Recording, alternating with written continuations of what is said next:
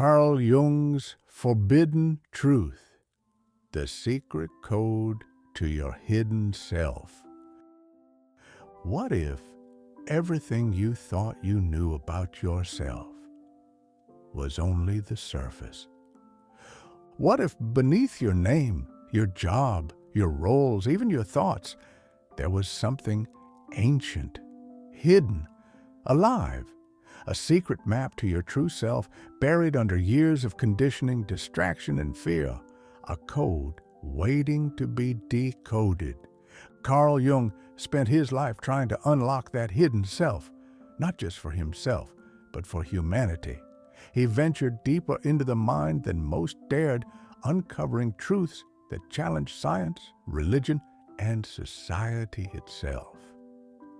Truths that many were not ready to hear, and some tried to bury. Today, we're going to unearth them. This is Carl Jung's Forbidden Truth, the secret code to your hidden self. Let's begin with a question. Who are you? Are you your name, your thoughts, your social role, your past?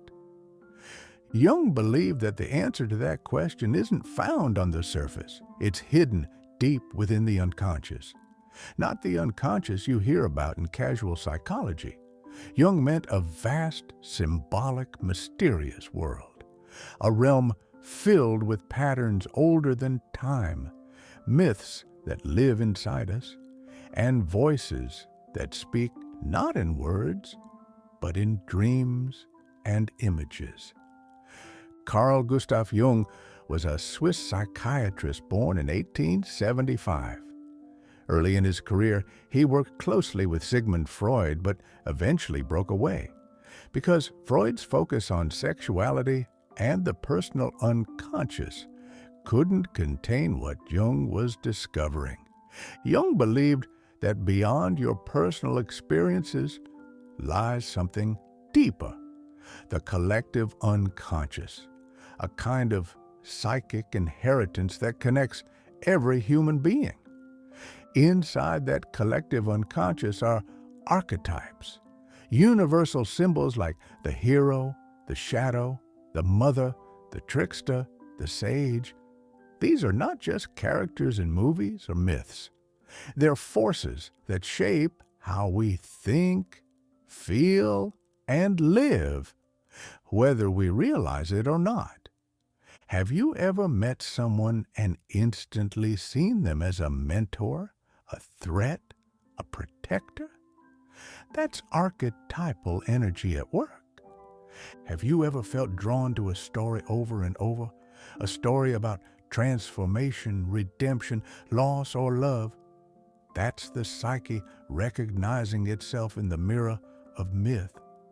One of Jung's most radical ideas was that your dreams are not random. They're coded messages from the unconscious. They're trying to guide you, warn you, challenge you, even heal you. But most people never learn to listen. Let me take you back to 1913. Jung has just split from Freud.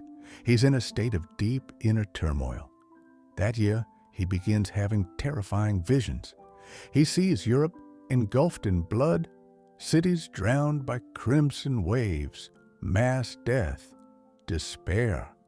He worries he's going insane. But then, in 1914, World War I breaks out. The images were real, not as literal prophecy, but as a symbol of the collective shadow rising in Europe.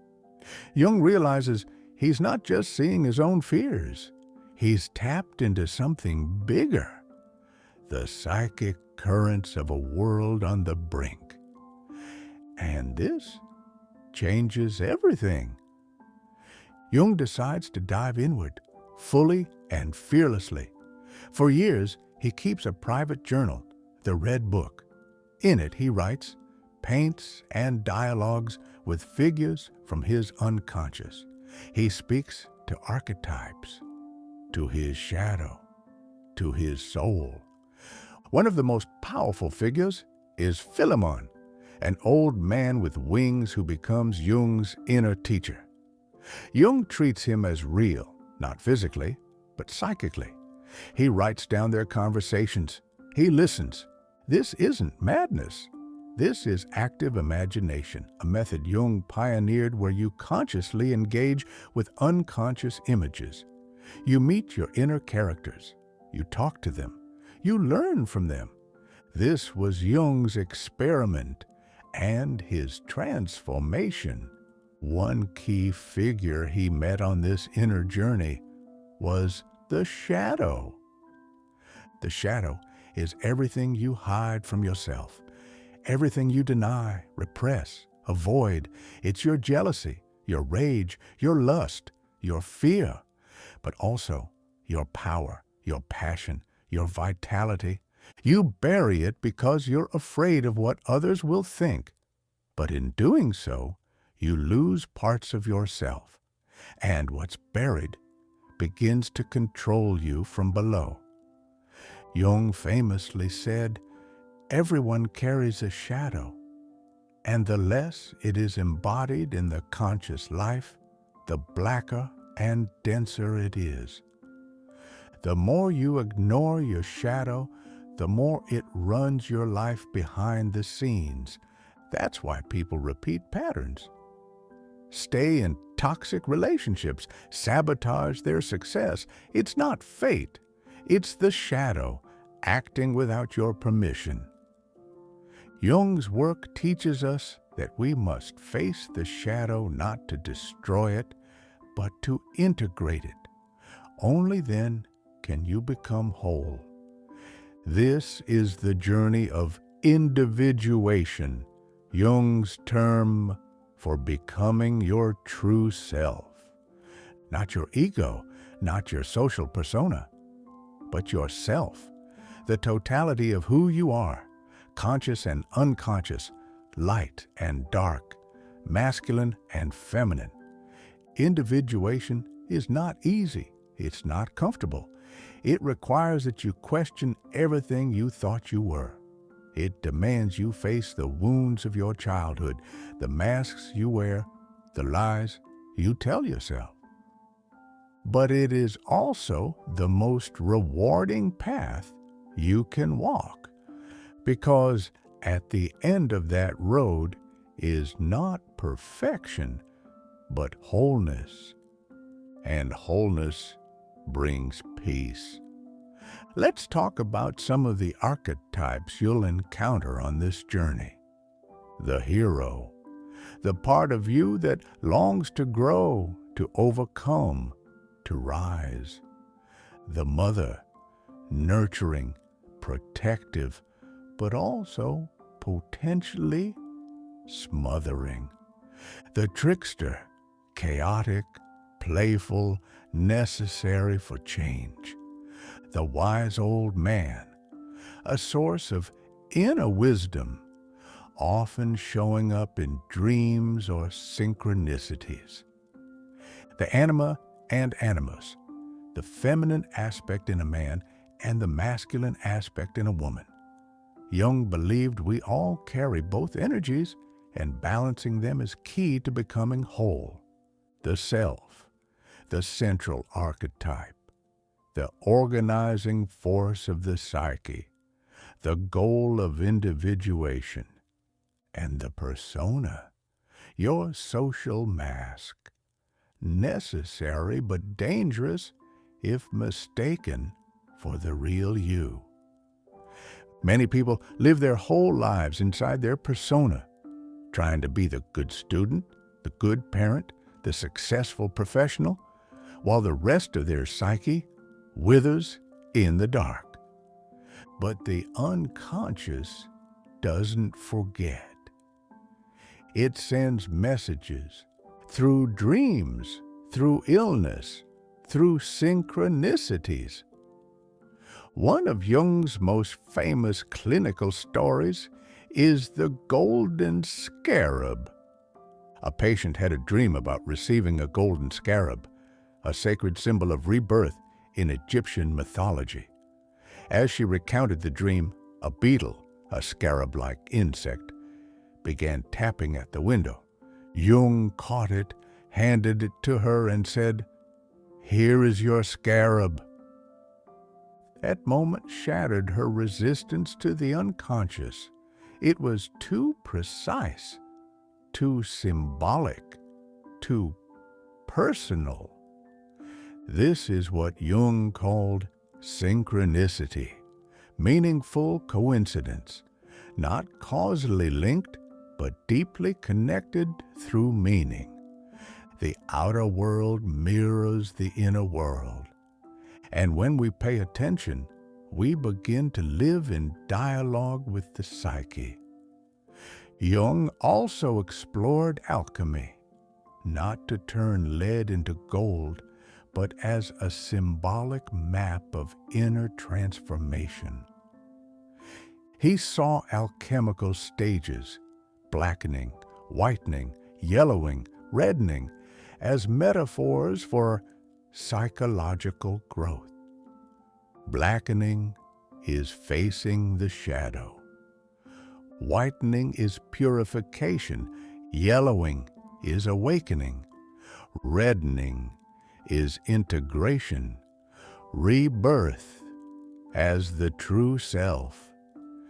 This ancient art, dismissed by science, contained truths about the soul.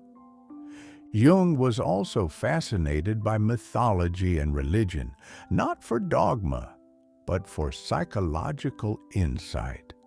He saw Christ, Buddha, Shiva, not as distant gods, but as symbols of psychic processes, of death and rebirth, of suffering and transcendence. He believed that even atheists live mythically, through ideologies, identities, and unconscious scripts. To live consciously is to choose your myth, to know the archetype you're living, and shape it with awareness. So what does all this mean for you? It means your life has a deeper logic than you realize, that your depression, your dreams, your conflicts are not random. They are messages, that your fantasies, obsessions, even your recurring mistakes might be guiding you toward growth.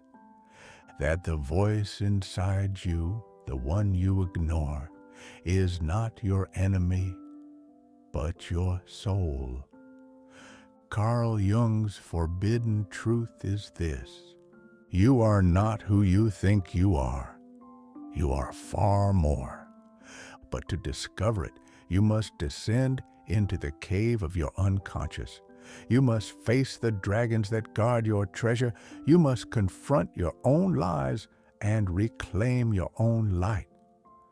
This journey isn't easy, but it's yours, and no one else can walk it for you. Jung once said, "Your visions will become clear only when you can look into your own heart. Who looks outside dreams. Who looks inside awakens." Today, we are encouraged to look everywhere, at our phones, at our goals, at others, but rarely do we look within. And yet, that is where the code lies. In your childhood dreams, in your unexplained fears, in the symbols that follow you, in the stories that resonate so deeply, you cry without knowing why. These are not accidents. They are the hidden language of your psyche. Jung didn't promise peace. He promised depth. And in that depth, you find freedom. Freedom from unconscious patterns. Freedom from inherited wounds. Freedom to live as a whole human being. So I'll leave you with this. You are not broken. You are not lost. You are unfinished. And the path to wholeness starts now. Are you willing to walk it? Because the code is waiting, and yourself is ready to awaken.